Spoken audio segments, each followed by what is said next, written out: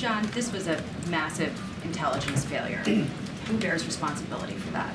You know something, Jackie? There's going to come a time when it's appropriate for us to take a look back retrospectively and see what the intel picture showed us or didn't show us, whether there's any gaps that need to be closed. There's going to be a time for that. And I suspect that our Israeli counterparts will do the same thing. Now's not that time.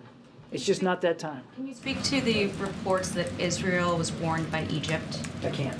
McCall from Foreign Affairs made that allegation this morning, saying that that was something that members were told on the Foreign Affairs Committee.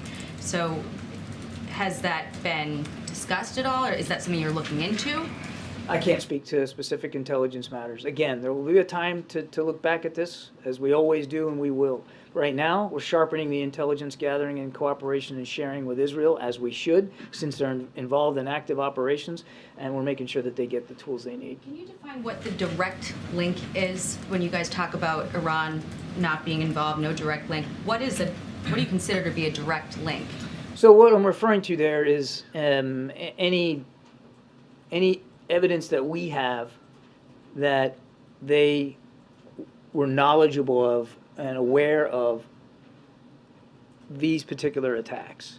Now, of course, as Jake said yesterday, you know, that they were obviously have been broadly aware of Hamas's hostility to Israel and to some of the broad planning that Hamas would do. But we haven't seen anything that tells us they knew specifically date, time, method, you know, that they were witting to this.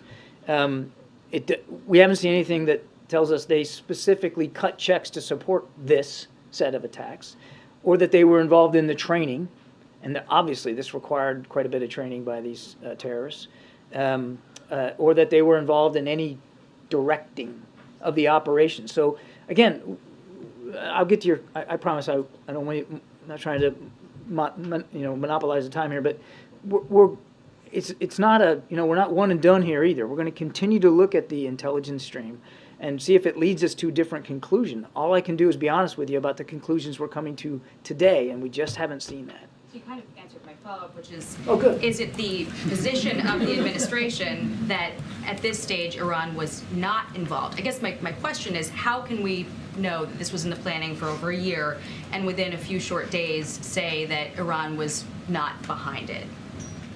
Because that's what we think. Because we've been looking at it. It is the position then? You know, what we think now. Again, we have not seen any evidence, specific evidence, that Iran was directly involved with these specific sets of attacks. That doesn't mean that. Yeah, I mean, look, we're going to keep looking at it. The book's not closed on it. We're going to keep looking at that.